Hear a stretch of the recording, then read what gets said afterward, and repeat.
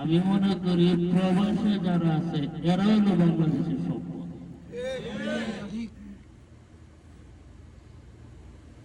বাংলাদেশে এমন এক যুগ ছিল মানুষ রীতিমতো খাবার লাগাইতে পারছে না, এমন দুরবস্থা ছিল বাংলাদেশে। এই প্রবাসীদের উসিলা, আপনাদের মেহনতের উসিলা বাংলাদেশ বর্তমানে ধনী। যদি আপনারা এই বিদেশে পরিশ্রম না করতেন তাইলে বাংলাদেশ চমকাইত। এই কথাটা আমি আপনারা থাম দিবার লাগে কইছি না, বাস্তব কথা বলছি।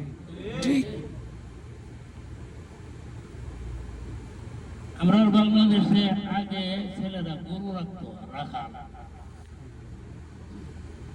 এরার বেতন এক বছরে মনে করেন 10-12 হাজার টাকা।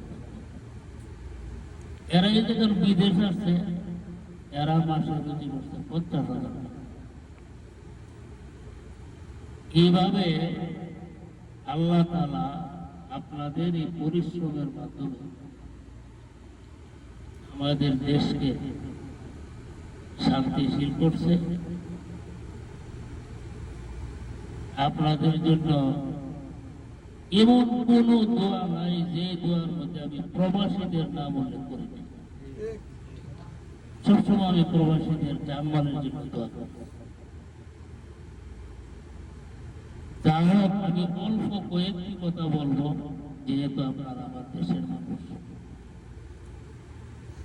দুনিয়ার প্রত্যেকটি মানুষ শান্তি চায়। আপনি যে কোনো লোককে জিজ্ঞাসা করবেন তুমি শান্তি চাও না অশান্তি চাও, সে নির্দ্বিধায় বলবে আমি কি চাই? শান্তি। শান্তি। কেউ অশান্তি চায় না। আলেম বলেন, ওলি বলেন, গাউস বলেন, কুতুব বলেন, কৃষক বলেন, শ্রমিক বলেন, সকলের টার্গেট হলো শান্তি। কিন্তু এই শান্তিটা আসবে কোথায় থেকে? এই জায়গাটা নির্ণয় করতে গিয়ে আমরা ভুল করি। আমরা মনে করি বেশি বেশি টাকার মালিক হলে শান্তি আসবে, এটা ভুল। এই ধারণাটা ভুল। আমি যদি কয়েকটি